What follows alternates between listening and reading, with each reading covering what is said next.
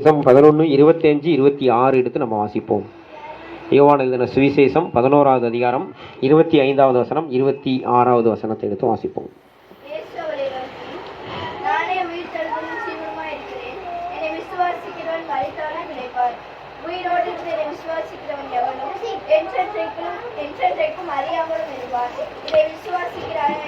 அல்லேலூயா, ஆமென். இந்த ரெண்டு வசனங்களையும் நல்லா உத்து பாருங்களேன். நல்லா உத்து பார்த்தீங்களா? அந்த ரெண்டு வசனத்தை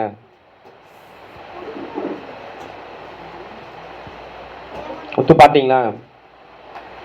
பாருங்க, என்ன ஏன் பார்க்குறீங்க? வசனத்தை பாருங்க. அதில் 3 தடவை ஒரு வார்த்தை வருது. கண்டுபிடிச்சிங்களா? அதை ஒரு வார்த்தை 3 தடவை வருது. விசுவாசம். என்ன வார்த்தை? விசுவாசம். ஆண்டவர் சொல்றாரு பாருங்க, நானே உயிர்த்தெழுதலும் ஜீவனுமாயிருக்கிறேன், என்னை விசுவாசிக்கிறவன் மரித்தாலும் பிழைப்பான். அல்லேலூயா. இரண்டாவதாக ஆண்டவர் சொல்றாரு, உயிரோடு இருந்து என்னை விசுவாசிக்கிறவனவனும் என்றென்றைக்கும் மறியாமலும் இருப்பான். அல்லேலூயா. இதை விசுவாசிக்கிறாயா? ஆண்டவர் கேட்கிறார் பார்த்தீங்களா?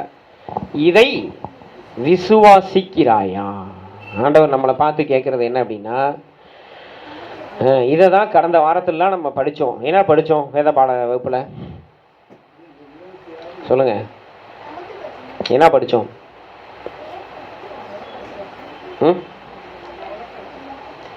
நிறையா படித்தோம் தான். ஆனால் இப்போ நம்ம பார்க்குற வசனத்துலேருந்து என்ன படித்தோம்? சொல்லுங்க சொல்லுங்க. என்னிடத்தில் விசுவாசமாக இருக்கிறவன் மரித்தாலும் பிழைப்பான். புதிய ஏற்பாட்டு மரித்த பரிசுத்தவான்கள். இவங்க யாரை குறிக்குது? புதிய ஏற்பாட்டு மரித்த பரிசுத்தவான்கள். ரெண்டாவது பாருங்க, உயிரோடு இருந்து என்னை விசுவாசிக்கிறவனும் என்றென்றைக்கும் மறியாமல் இருப்பான். புதிய ஏற்பாட்டு உயிரோடு இருக்கிற மறுரூபமாகிற பரிசுத்தவான்கள். அல்லேலூயா. இப்போ இயேசு இப்போ இந்த வினாடியில் வராருன்னு வச்சுக்கோங்களேன். பழைய அந்த ஆதி சபையில் அப்போஸ்தல நாட்களில் உருவாக்கப்பட்ட அந்த முதல் விசுவாசியிலிருந்து நேற்று வரைக்கும், இந்த நிமிஷம் வரைக்கும் மரித்து போன பரிசுத்தவான்களெல்லாம் என்ன செய்வார்? இயேசு உயிரோடு எழுப்புவார். இப்போ நம்மளாம் மரிக்கவே இல்லையே, உயிரோடு தானே இருக்கிறோம். நம்மளெல்லாம் என்ன செய்வார்? மறுரூபமாக்குவார். அதை தான் நம்ம பார்த்தோம். ஒரு இமைப்பொழுது. என்ன சொல்கிறாரு? ஒரு இமைப்பொழுது, ஒரு நிமிஷத்திலே. அப்போ என்ன சொல்கிறாரு? ஒரு இமைப்பொழுதுனா என்ன? ஒரு நிமிஷம்னா என்ன? ஒரு நிமிஷம்னா முதலாவது மரித்த பரிசுத்தவான்கள் உயிரோடு எந்திரிப்பாங்க. மரித்தவன் ஆண்டவர் சொல்றார் பார்த்தீங்களா, நானே உயிர்த்தெழுதலும் ஜீவனுமாயிருக்கிறேன், என்னை விசுவாசிக்கிறவன் மரித்தாலும் பிழைப்பான். மரிச்சதுக்கு அப்புறம் கூட பிழைச்சிக்கிட்டு தான் இருக்கிறாங்க. அல்லேலூயா. இன்னைக்கு நம்ம ஏன் ஆபிரகாமின் தேவன்னு சொல்கிறோம்? ஏன் ஈசாக்கின் தேவன்னு சொல்கிறோம்? ஏன் யாக்கோபின் தேவன்னு சொல்கிறோம்? ஏன்னா அவங்களாம் மரித்திருந்தாலும் இப்போ பிழைச்சிருக்கிறாங்க. அல்லேலூயா. இப்போ அவங்களாம் எங்கே இருக்காங்க? அவங்களாம் மத்திய பரதீசில் இருக்கிறாங்க. அப்போ பவுல், பேதுரு, இது போன்ற பரிசுத்தவான்கள், மிஷினரிமார்கள், இவங்கெல்லாம் எங்கே இருக்காங்க? கீழான பரதீசில் இலைப்பாரி கொண்டு இருக்கிறாங்க. அப்போ இயேசுவினுடைய ரகசிய வருகையில் கர்த்தர் மரித்தவர்களை என்ன செய்கிறார்? உயிரோட எழுப்புகிறார். அதைத்தான் இங்கே சொல்றாரு, மரித்தாலும் பிழைப்பான். உயிரோடு இருந்து என்னை விசுவாசிக்கிறோன் என்றென்றைக்கும் மறியாமல் இருப்பான். என்றென்றைக்கும் மறியாமலும் இருப்பான்னா என்ன அர்த்தம் அப்படின்னா, அவங்களுக்கெல்லாம் சாவு கிடையாது, அவங்களுக்கெல்லாம் என்ன உண்டு? மறுரூபம் உண்டு. அப்படியே ஒரு செகண்டில் என்ன செய்வாங்க? அப்படி மறுரூபமாகி கர்த்தருக்கு என்ன செய்வாங்க? அந்த 3வது வானமாக்கிய அந்த மத்திய பரதீசுக்கு அவங்க போயிடுவாங்க. அப்போ இதுக்கு வேதம் என்ன சொல்லுகிறது? நாம் என்ன செய்ய வேண்டும்? கடந்த வாரத்தில் பார்த்தோம், அவன் பிழைக்கவே பிழைப்பான். அதைத்தான் அந்த வசனம் சொல்லுது. ஆண்டவர் சொல்கிறாரு, நாம் எப்போ பிழைக்க முடியும் அப்படின்னா, கடந்த வாரத்தில் பார்த்தோம், முதல்ல ஆத்துமாவில் பிழைக்க வேண்டும், இரண்டாவது ஆவியில் பிழைக்க வேண்டும், மூணாவது சரீரத்தில் பிழைக்க வேண்டும். பாருங்க, ஆத்துமாவில் பிழைக்கணும்னா இயேசுவின் மரணம் அடக்கம் உயிர்த்தெழுதலை எப்போதும் இருதயத்துக்குள்ளே என்ன செய்யணும்? காத்து கொள்ளணும். ஏன்? இருதயத்திலிருந்தா என்ன உண்டாகும்? ஜீவ ஊற்று உண்டாகும். ஆவியில் பிழைக்கணும் அப்படின்னா எப்போதும் கர்த்தருடைய மரண அடக்கம் உயிர்த்தெழுதலை அறிக்கை செய்ய வேண்டும். கிறிஸ்துவின் ஆவி நமக்குள்ளே இருக்க வேண்டும். கிறிஸ்துவின் ஆவி இருந்தால் தான் நம்முடைய ஆவி நீதி நிமித்தம் ஜீவன் உள்ளதாக இருக்கும் அப்படிங்கிறத இரண்டாவது பார்த்தோம்.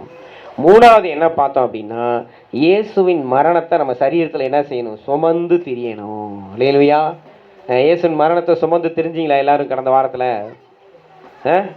ஒரு அல்லேலூயா சொல்லுங்களேன். அல்லேலூயா. அப்போனா என்ன அர்த்தம்? இயேசுவின் மரணத்தை சுமந்து திரிகிறோம் அப்படின்னா நம்ம சரீரத்தில் பாவ செயல்கள் செய்ய முடியாது. சரீரத்தில் என்ன செய்ய முடியாது? ஏன்னா அந்த பாவத்துக்கே மரணத்தை கொடுக்கறது தான் இயேசுவின் மரணம். அல்லேலூயா. அந்த பாவத்துக்கே நம்ம செத்தவங்களா மாற்றுறது தான் இயேசுவின் மரணம். அல்லேலூயா. அப்போ நம்ம சரீரத்தில் பாவ செயல்கள் இருக்கக்கூடாது. நம்ம சரீரத்தை கரைப்படுத்துகிற காரியங்கள்லாம் என்னது? பாவம். அதனால தான் பாவத்தை விட்டுக்கிறவன் சரீரத்தில் பிழைப்பான், மீறுதலை விட்டுக்கிறவன் ஆவியில் பிழைப்பான், அக்கிரமத்தை விட்டுக்கிறவன் ஆத்துமால பிழைப்பான். இதெல்லாம் எசேக்கியேலிருந்து வசனங்கள்லாம் எடுத்து கடந்த வாரத்தில் நம்ம என்ன செஞ்சோம்? ஒவ்வொன்றையும் நம்ம பார்த்தோம். ஆண்டவருக்கு மகிமை உண்டாகட்டும். இந்த வாரத்தில் கூட இன்றைக்கு நாம் எடுத்து வாசித்த இந்த வசனத்தின்படி நாம் மரித்தாலும் பிழைக்கணும் அல்லது உயிரோடு இருக்கணும் என்றென்றைக்கு மரணத்தை பார்க்காம அப்படின்னா ஆண்டவர் அங்கே சொல்கிற ஒரு காரியம் என்னென்னா விசுவாசம். ரோமர் 1:17 எடுத்து வாசிப்போம். ரோமர் 1:17. ரோமர் 1:17.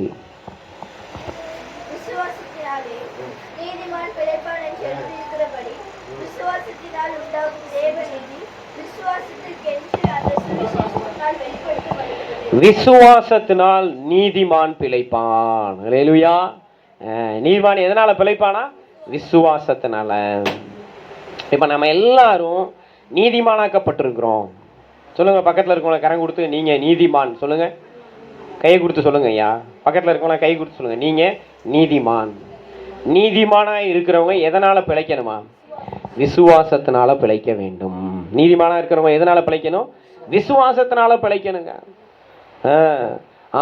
நம்ம நீதிமான ஆகிறதுக்கு முன்னால நமக்கு என்ன கிடையாது? விசுவாசம் கிடையாது. நமக்கு ஒரு தேவன் ஒரு இருக்கிறாரு, அவருக்கு ஒரு குமாரன் இருக்கிறாரு, அவருக்கு ஒரு ஆவியானவர் இருக்கிறாரு. அந்த விசுவாசம் கிடையாது. நமக்காக இயேசு இந்த பூமியில மாம்சத்துல வந்தாரு, ரத்தம் சிந்தினாரு, நம்மளை நீதிமானாக்கி இருக்கிறாரு அப்படிங்கிற அந்த விசுவாசம் இல்லை. ஆனா இப்ப நம்முடைய விசுவாசம் என்ன அப்படின்னா, என்னை இயேசு நீதிமானாக்கி இருக்கிறாரு. என்னுடைய விசுவாசம் என்னது?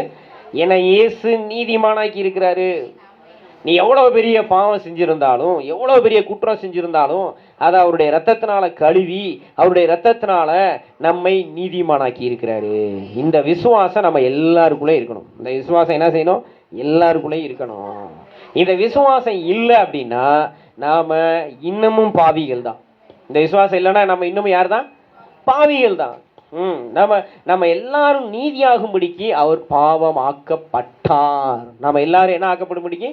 நீதி ஆகும்படிக்கு. நம்ம எல்லாருமே பாவிகள் தான். ஆனா நம்மளே எல்லாம் அவருடைய ரத்தம் கழுவி சுத்திகரித்து இப்ப தேவனுக்கு முன்பா என்ன ஆக்கியிருக்குது? நீதிமான்கள் ஆக்கி இருக்கிறது. அவருடைய ரத்தம் நம்மளை என்ன ஆக்கி இருக்குது? நீதிமான்கள் ஆக்கி இருக்குது. அதனாலதான் பாட்டு பாடணும், நீதிமான் நானு, நீதிமான் நானு, இயேசுவின் ரத்தத்தினால கழுவப்பட்ட நீதிமான் நானு. அப்ப கழுவப்பட்ட நீதிமானா இருக்கிறவன் எதனால பிழைப்பான் அப்படின்னா விசுவாசத்தினால பிழைப்பான். அதனால அதனுடைய அர்த்தம் என்ன அப்படின்னா, இந்த நீதிமான் வாழ்றதே விசுவாசத்துல தான். இந்த நீதிமான் வாழ்றதே எதுல தான்? விசுவாசத்துல தான். எல்லாமே விசுவாசத்துல தான் நம்ம வாழ்கிறோம். சரி, அப்ப அந்த விசுவாசம்னா என்ன? எடுத்து வாசிங்க. எபிரேயர் நிருபம் 11வது அதிகாரம் 1வது வசனம். எபிரேயர் 11:1. விசுவாசமானது நம்பப்படுகிற உறுதியும். எடுத்து வாசிங்க, அந்த வசனத்தை எடுத்து வாசிங்க.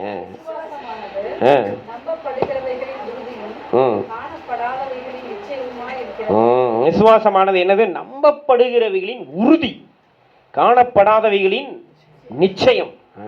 அப்ப பாருங்க, நீங்க யாரு இயேசு சிலுவையில தொங்கும் போது நேரில் போய் பார்த்தது யாரு? இங்க யாராவது இருந்தா கை தூக்குங்களேன். அவங்களுக்கு ஒரு நோபல் பரிசு நான் வாடகைக்காக வாங்கிட்டு வந்து கொடுத்துறேன்.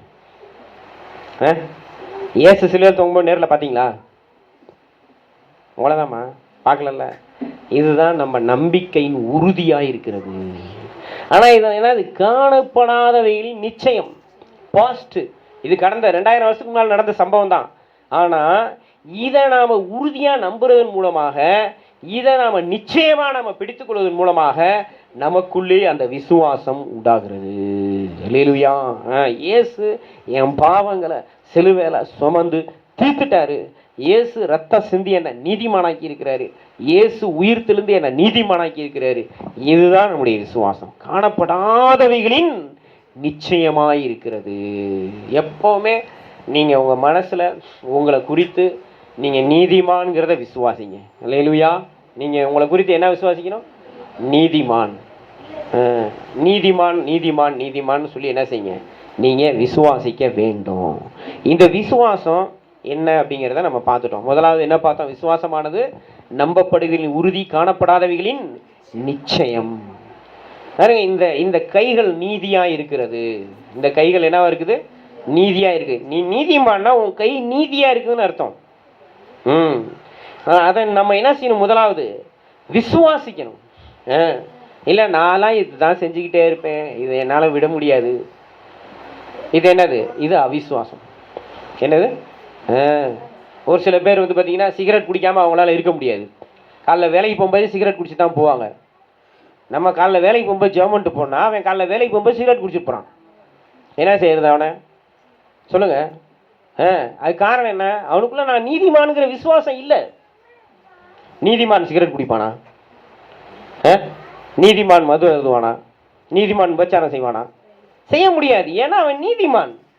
நம்ம செய்கிற குற்றங்களே செஞ்சுக்கிட்டு இருக்கிறோம் அப்படின்னா இன்னும் உனக்குள்ள இருக்கிற விசுவாசம் என்ன ஆகல? அது விசுவாசமே இல்லைன்னு தான் அர்த்தம். நாம் விசுவாசத்துக்கு என்ன செய்யக்கூடாது? நாம் துரோகம் பண்ணக்கூடாது. நம்முடைய விசுவாசத்தை நாம் புரிஞ்சுக்கிட்டு நம்ம விசுவாசத்தை நாம் என்ன செய்யணும்? உற்சாகமாய் செயல்படுத்த வேண்டும். விசுவாசத்தை என்ன செய்யணும்? உற்சாகமாக செயல்படுத்தணும். அவன் தான் நீதிமான். நீதிமான் விசுவாசத்தினால் பிழைப்பான். அப்ப விசுவாசம் காணப்படாதவர்களின் நிச்சயம், நம்பப்படுகிறவர்களின் உறுதி. அப்பனா என்ன ஆண்டவர் சொல்றாரு? ஒன்ன நீ நம்பு. ஒன்ன நீ என்ன சொல்றாரு? நம்பு. நீ நீதிமான ஆயிட்டங்கிறத நீ முதல்ல எப்படி நம்பணும்? நம்பப்படுகிறவைகளின் உறுதி. அதுல உனக்குள்ள ஒரு ஸ்ட்ராங் டெசிஷன் இருக்கணும். என்னது? ஆத்துல ஒரு கால், சேத்துல ஒரு கால், வலது பக்கம் இடது பக்கம்லாம் கிடையாது. நான் யாரு? நீதிமான்னா நீதிமான் தான். நீதிமான் ஆக்கப்பட்டிருக்கிறோங்கிறத விசுவாசிக்கிற நீங்க முதலாவது நீங்க நீதிமானா இருக்கிறீங்கிறத 100% விசுவாசிங்க. 100% நம்புங்க. என்ன செய்யுங்க? பிசாசு சொல்லுவான், ஓடா உன்னை பற்றி எனக்கு தெரியாதா, நீ எப்படிப்பட்ட ஆள் அப்படின்னு சொல்லுவான். ஆனால் நீங்கள் என்ன சொல்லணும் பிசாசுட்ட? நான் அப்படிப்பட்ட ஆள் தான் இல்லைன்னு சொல்ல, ஆனால் இப்போ என் மேலே இயேசுவோட ரத்தம் இருக்குது. அல்லேலூயா. இப்போ உயிர் தெழுந்த இயேசு என் கூட இருக்கிறாரு. இப்போ நான் வேதத்தை விசுவாசிக்கிறேன், சத்தியத்தை விசுவாசிக்கிறேன், சுவிசேஷத்தை விசுவாசிக்கிறேன். அந்த நீதி எதனால் வருது? சுவிசேஷத்தினால வருகிறது. நம்மளால் வராது, நம்ம தாத்தா பாட்டியாலாம் வராது, எந்த கோயில் குளத்துக்கு போகிறதுனாலாம் வராது. சுவிசேஷத்தை விசுவாசிங்க, நீதி வரும். அல்லேலூயா. இயேசு எனக்காக சிலுவையில் ஜீவனை கொடுத்து 3ஆம் நாள் உயிர் தெழுந்தார். அப்போ இயேசு எனக்காக சிலுவையில் ஜீவனை கொடுத்து 3ஆம் நாள் உயிர் தெழுந்துட்டாருன்னா அந்த இயேசு தான் எனக்குள்ளே இருக்கிறார். அப்போ அந்த இயேசு எனக்குள்ளே இருக்கிறாருன்னா நான் யாரு? நீதிமான். அப்போ நான் நீதிமானாக இருக்கிறேன் அப்படின்னா என் எண்ணத்தில் என்ன இருக்காது? அக்கிரமம் இருக்காது, என் வார்த்தையில் மீறுதல் இருக்காது, என் செயலில் பாவம் இருக்காது, இருக்க முடியாது. இருக்காதுங்கிறது அர்த்த விஷயம், இருக்க முடியாது. அப்போ இந்த விசுவாசம் நமக்குள்ளே இருந்தாதான் நாம் குற்ற செயல்களிலிருந்து, குற்ற எண்ணங்கள்லேருந்து, குற்ற வார்த்தைகளிலிருந்து மேற்கொள்ளக்கூடிய நீதியின் வல்லமையுடையவர்களாக மாற முடியும். நீதிமான் விசுவாசத்தினாலே பிழைப்பான். முதல்ல நம்ம ரொம்ப தெளிவாக, ரொம்ப உறுதியாக, ரொம்ப நிச்சயமாக நமக்குள்ளே இருக்க வேண்டிய விசுவாசம் என்ன அப்படின்னா, இயேசு என்ன நீதிமான் ஆக்கிட்டாரு. எல்லாரும் வாயை திறந்து சொல்லுங்களேன், இயேசு என்ன நீதிமான் ஆக்கிட்டாரு, இயேசு என்ன நீதிமான் ஆக்கிட்டாரு. திரும்ப திரும்ப இதை நீங்கள் என்ன செய்யணும்? அறிக்கை செய்து கொண்டே இருக்க வேண்டும். ஏங்க? எடுத்து வாசிங்க, ரோமர் 10:10.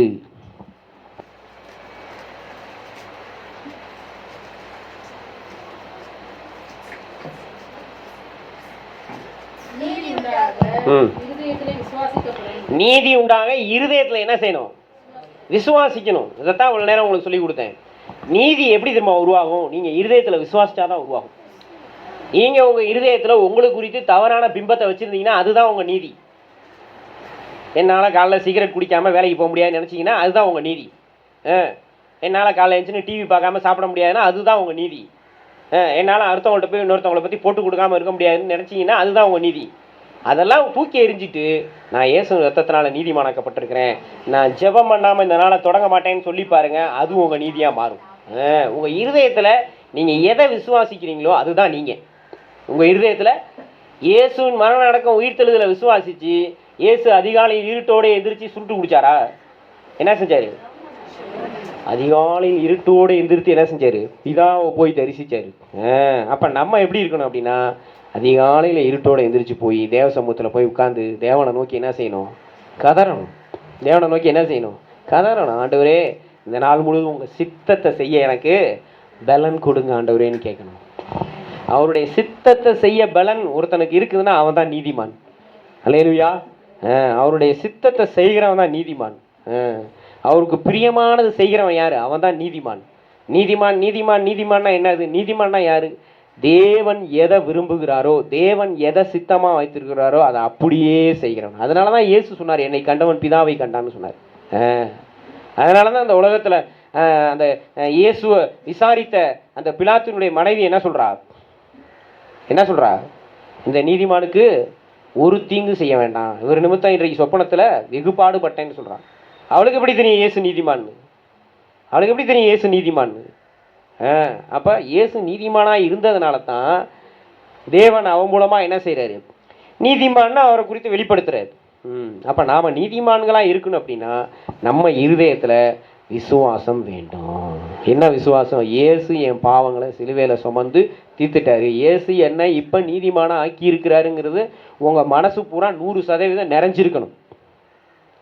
என்னக்கா முடியாது, நான் அப்படி, எங்கள் தாத்தா அப்படி, எங்கள் தாத்தா வந்து குடிச்சிக்கிட்டே தான் இருந்தார், நானும் குடிச்சிக்கிட்டே தான் இருப்பேன்னா நீ குடிச்சிக்கிட்டே தான் இருக்கணும். தாத்தா பாட்டியெல்லாம் பார்க்காதீங்க. நாமெல்லாம் யார்? இப்போ மறுபடியும் பிறந்துட்டோம். இப்போ நம்ம தாத்தா பாட்டியோட பிள்ளைங்களாம் கிடையாது. இப்போ நம்ம யாருடைய பிள்ளைங்க? தேவனுடைய பிள்ளைங்க. நம்ம ஜீனே மாறிடுச்சு. என்னது? நம்ம ஜீனு மாறிடுச்சு. நம்ம ஜீன் இப்போ என்னது? இயேசுவின் மரணம் அடக்கம் உயிர்த்தெழுதல். அல்லேலூயா. பழைய ஜீன்லாம் இப்போ கிடையாது. இப்போ என்ன ஜீன்? நம்ம ரத்தத்தில் இருக்க நம்ம குரோமோசோம் ஜீன்லாம் என்ன ஆயிடுச்சு? இயேசுவின் மரணம் அடக்கம் உயிர்த்தெழுதல். அப்போ அதை விசுவாசிக்கிற நான் நீதிமான். அதை விசுவாசிக்கிற நான் யார்? நீதிமான். அப்போ அந்த விசுவாசம் நமக்குள்ள எதனால வருகிறது? அதே ரோமர் 10:17 எடுத்து வாசிங்க. ரோமர் 10:17. கேள்வியினாலே வரும். கேள்வி வசனத்தினால வருகிறது. கேள்வி எதனால வருது? எல்லாரும் வாசிங்க அந்த வசனத்தை. கேள்வி ரோமர் 10:17 எடுத்துக்கிட்டீங்களா? வாசிங்க, எல்லாரும் எடுத்து வாசிங்க, எல்லாரும் ஒண்ணா வாசிங்க.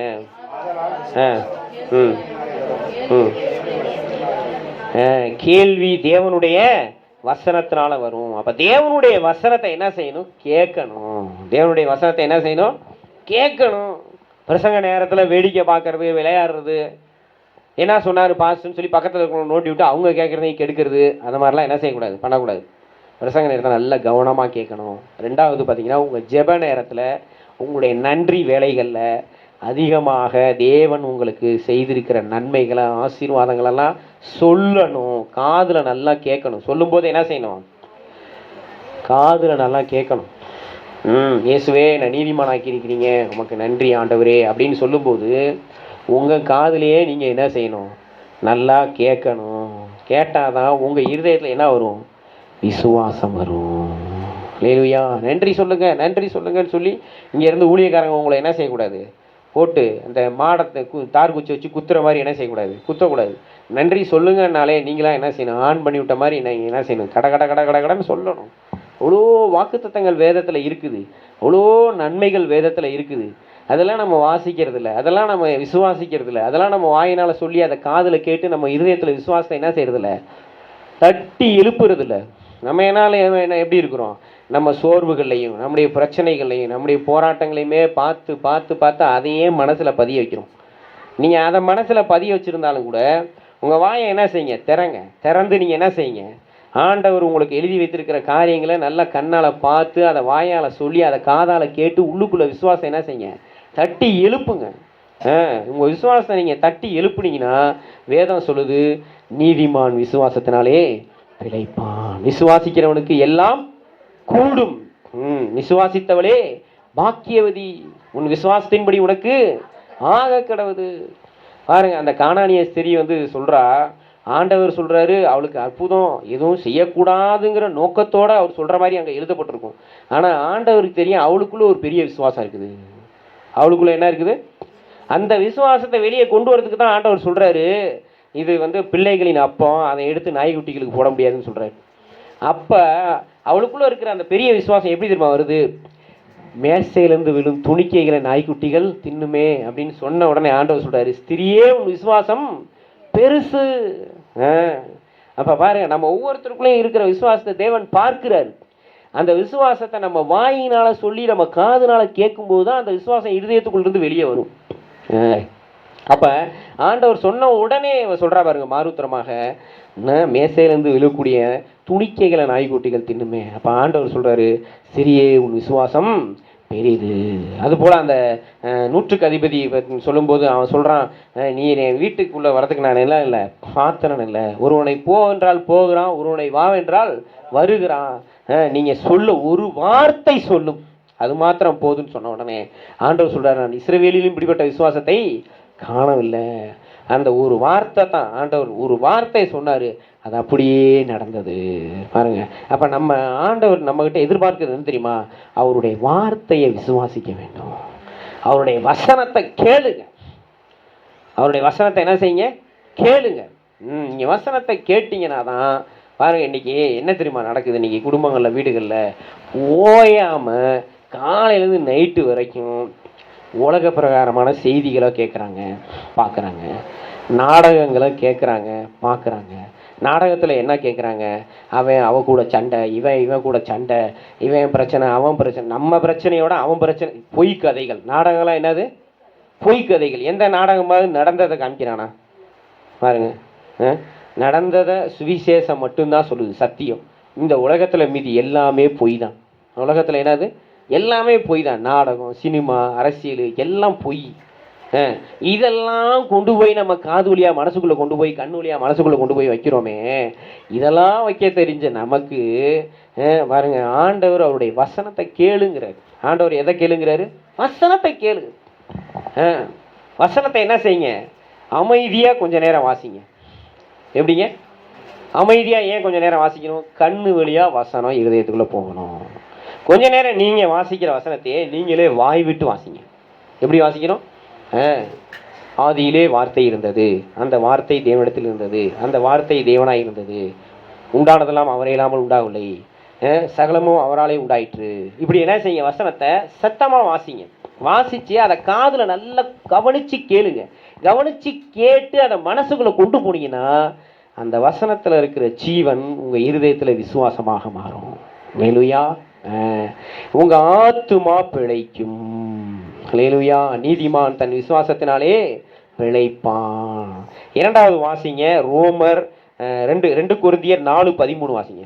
2 கொரிந்தியர் 4:13.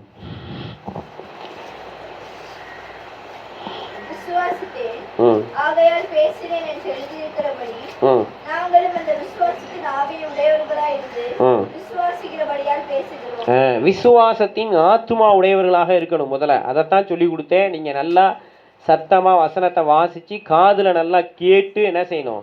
ஹோல் டே பூரா வசனத்தை கேளுங்க. ஹோல் டே பூரா என்ன கேட்கணும்? ஒரு ரகசியம் சொல்லி தட்டுமா உங்களுக்குலாம்? ஒரு ரகசியம் சொல்லி தட்டுமா? ஆதியாகமத்திலேருந்து வெளிப்படுத்தின விசேஷம் வரைக்கும் எத்தனை அதிகாரம் இருக்குது? அதெல்லாம் எங்களுக்கு எங்கேங்க தெரியும்?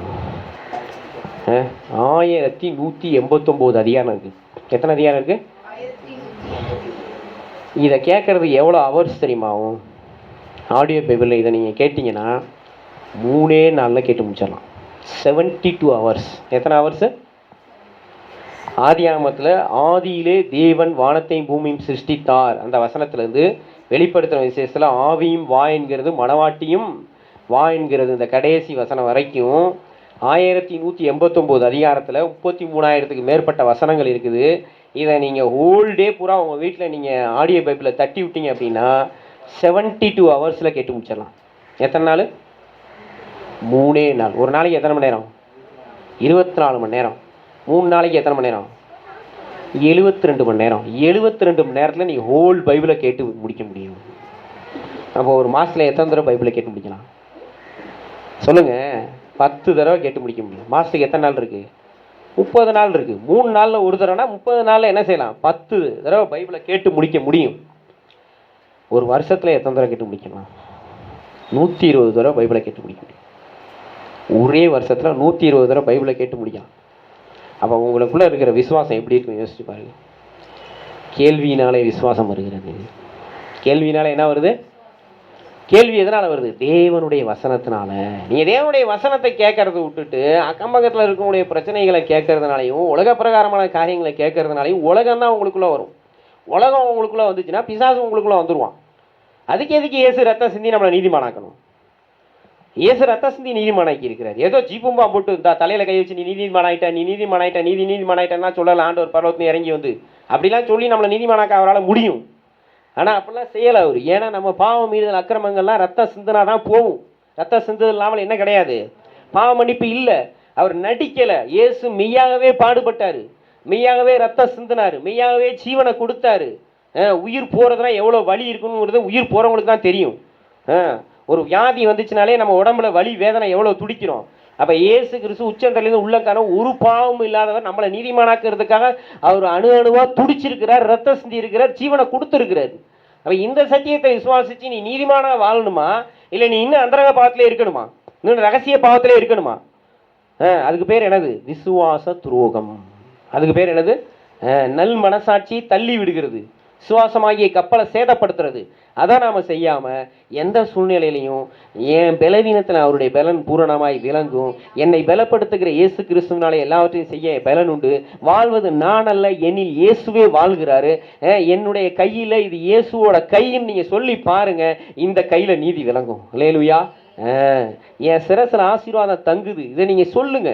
நாங்கள் விசுவாசத்தின் ஆவியை உடையவர்களாக இருந்து விசுவாசத்தையே பேசுகிறோம். விசுவாசத்தை தான் பேசணும். எல்லாம் தலைகீழ தான் இருக்கும். ஆனால் ஒரு வார்த்தை சொல்லி பாருங்க, அது தலைகீழ மாறிடும். அல்லேலூயா. பாருங்க, அங்கே ஆபிரகாம் வந்து சொல்கிறான், பல வருஷம் காத்திருந்து பெற்ற மகன். ஆண்டவர் சொல்கிறார் பலிபீடத்தில் வைங்கிறாரு. ஆனால் இவனுடைய விசுவாசம் என்ன தெரியுமா? ஏன் சந்ததி வானத்து நட்சத்திரங்களை போல இருக்கும், ஏன் சந்ததி பூமியின் மணலத்தனையாக இருக்கும், ஏன் சந்ததி கடற்கரை மணலத்தனையாக இருக்கும். அதான் அவனுடைய விசுவாசம். அவன் விசுவாசித்தான், அது அவனுக்கு நீதியாக எண்ணப்பட்டது. பாருங்க, ரோமர் அங்க எடுத்து வாசிங்க. ரோமருக்கு எழுதின நிருபம் 4வது அதிகாரம் 21வது வசனத்தை எடுத்துங்க. தேவன் வாக்குத்தத்தம் பண்ணினதை நிறைவேற்ற வல்லவராய் இருக்கிறார் என்று முழு நிச்சயமாய் நம்பி தேவனை மகிமைப்படுத்தி. பாத்தீங்களா? தேவனை எப்படி திரும்ப மகிமைப்படுத்தணும்? நம்ம வந்து 0 தாங்க. என்னங்க? நம்ம 0 தாங்க. ஆனா நம்ம தேவன் வந்து 100%. நம்முடைய தேவன் யாரு? 100%. ஆண்டவர் என்ன சொல்றாரு? இதை நீ விசுவாசிக்கிறாயா? ஆண்டவர் என்ன சொல்றாரு? இதை நீ விசுவாசிக்கிறாயா? ஆண்டவர் சொல்றாரு பாருங்க, அங்க யவீருடைய மக வீட்டுக்கு போனா எல்லாரும் ஒப்பாரி வச்சு அழுதுட்டு இருக்கிறானுங்க. ஆண்டவர் அங்க என்ன சொன்னாரு? இவள் மரிக்கவில்லை, நித்திரையா இருக்கிறாள். அதுதான் விசுவாசம். நம்ம சூழ்நிலை எவ்வளவு மோசமா இருந்தாலும் ஆண்டவர் மேலே விசுவாசத்தோட சொல்லணும். ஆபிரகாம் மாதிரி சொல்லணும், நானும் பிள்ளையாண்டானும் திரும்பி வருவோம். அல்லேலூயா. அதுதாங்க விசுவாசம். நானும் பிள்ளையாண்டானும் திரும்பி வருவோன்னு சொன்னேன். ஆண்டவர் சொன்னார், பட்டயத்தை பிள்ளையாண்டான் மேலே போடாத. அது வரைக்கும் தெரியாது அங்கே ஒரு ஆடு இருக்குன்னு ஆபிரகாமுக்கு. ஒரு ஆடு அதனுடைய கொம்பு முள்ளில் சிக்கி இருந்துச்சான். அந்த ஆடு தான் இயேசு. அல்லேலூயா. உங்கள் சூழ்நிலை எதுவாக இருந்தாலும், உங்கள் சூழ்நிலைகள் சந்தர்ப்பங்கள் எல்லாம் எவ்வளவு பாதகமாக இருந்தாலும், நீங்கள் இயேசு ரத்தத்தினால நீதிமானாக்கப்பட்டிருக்கிறத விசுவாசித்தீங்க அப்படின்னா உங்களுக்காக இயேசு கூடவே வருவார். அல்லேலூயா. நீங்கள் தேவனை என்ன செய்யணும்னா, வாக்குத்தத்தம் பண்ணினதை நிறைவேற்ற அவர் வல்லவராய் இருக்கிறார். நம்மளால முடியாது, ஆனால் அவரால் முடியும். அவர் வல்லவராக இருக்கிறார். அந்த அக்கினி சூளையில் போடும்போது இவன் பாருங்க, மற்றவங்கள விட 7 மடங்கு சூளை என்ன வைக்கிறான், பயங்கர ஹீட் ஆக்கிட்டான். கொண்டு போய் போன பூரா புசுங்கிட்டான். ஆனால் இவனுங்க உள்ளுக்குள்ளே போய் உலாவி கொண்டு இருக்கிறாங்க. ஏன்னா 4வது தேவகுமாரனுடைய சாயலில் ஒருவர் அவர்களோடு கூட உலாவினார். அல்லேலூயா. இந்த நாளில் நீங்கள் விசுவாசிக்க வேண்டிய காரியம் என்ன அப்படின்னா, இயேசு என்னை நீதிமானாக்கி இருக்கிறாரு. நீதிமா என் சிரசில் ஆசீர்வாதம் தங்கி இருக்குது. கர்த்தருடைய ஆசீர்வாதம் எனக்கு ஐஸ்வர்யத்தை தரும், அவர் என்னோடு கூட வேதனையை கூட்டுவதில்லை. ஆத்துமால வசனத்தை கேட்கறதுனால, நல்லா பாருங்க, சிம்பிளா சொல்றேன் பாருங்க, ஆத்துமால வசனத்தை நீங்க காதுனால கேட்டுக்கிட்டே இருந்தீங்கன்னா விசுவாசம் பொங்கும். விசுவாசம் என்ன செய்யும்? பொங்கும். அதே மாதிரி ஆவியில நீங்க தேவனை மகிமைப்படுத்திக்கிட்டே இருந்தீங்கன்னா விசுவாசத்துல வல்லவர்களாக மாற முடியும். அந்த வசனத்தை திரும்ப வாசிங்க, 4:21.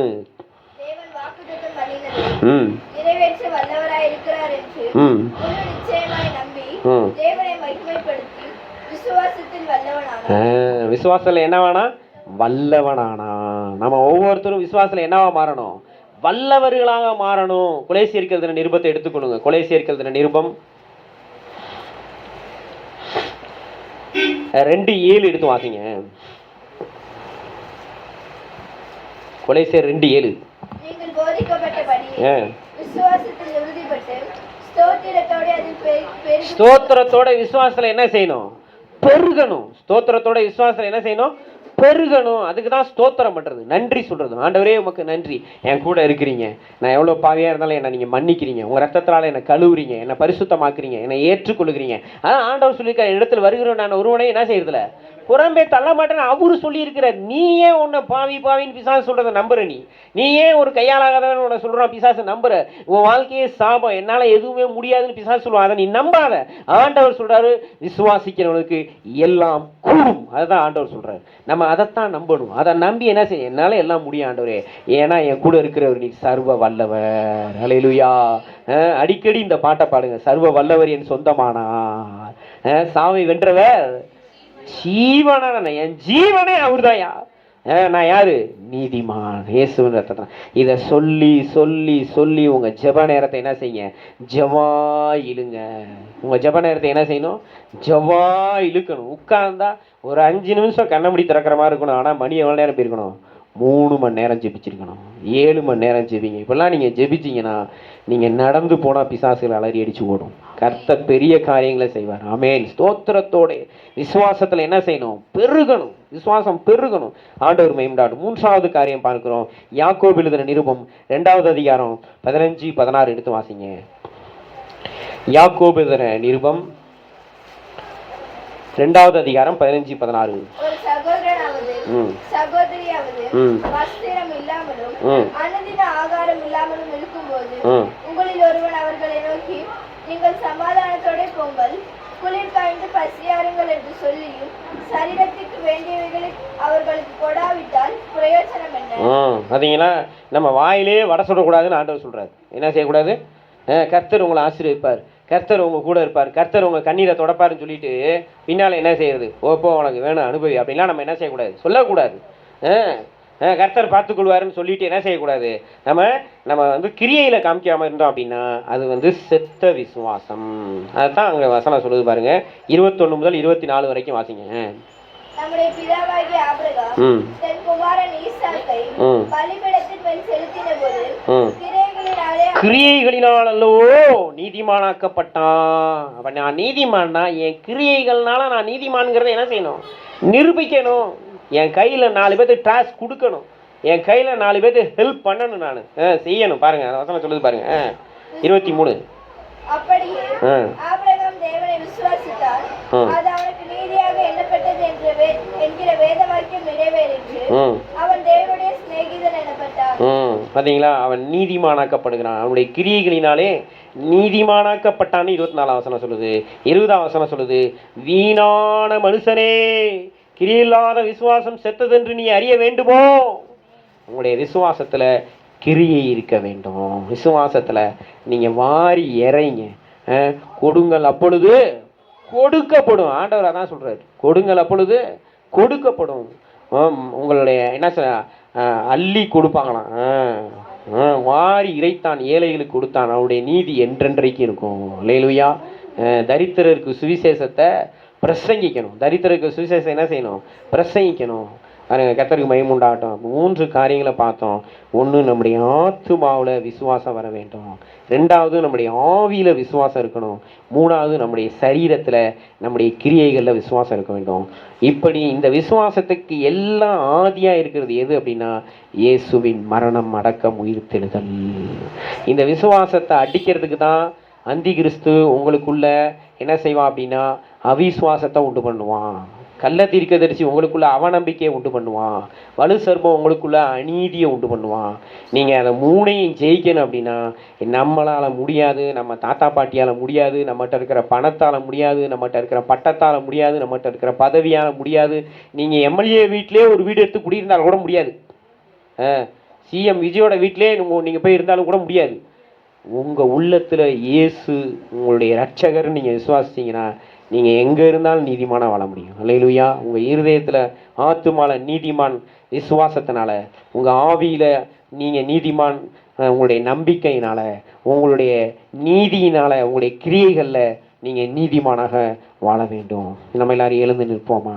எழுந்து நின்று ஆண்டவருடைய சமூகத்தில் எனக்குள்ள விசுவாசத்தின் ஆத்துமாவை கொடுங்கன்னு கேளுங்க. எனக்குள்ள விசுவாசத்தின் ஆவியை கொடுங்க. பவுல் சொல்கிறான், நாங்கள் விசுவாசத்தின் ஆவியை உடையவர்களாக விசுவாசத்தையே பேசுகிறோம். ஆபிரகாம் விசுவாசத்தினால அவன் சரீரம் செத்து போனதையும் சாராளுடைய கர்ப்பம் செத்து போனதையும் எண்ணாதிருந்தான். தேவன் அவர் சொன்னதை முழு நிச்சயமாய் நிறைவேற்ற வல்லவர் என்பதை நம்பி, முழு நிச்சயமாய் நம்பி விசுவாசத்துல வல்லவனான தேவனை மகிமைப்படுத்தினான். அதை தான் கொலோசியர் 2:7 வாசித்தோம். நீங்க விசுவாசத்துல உறுதியா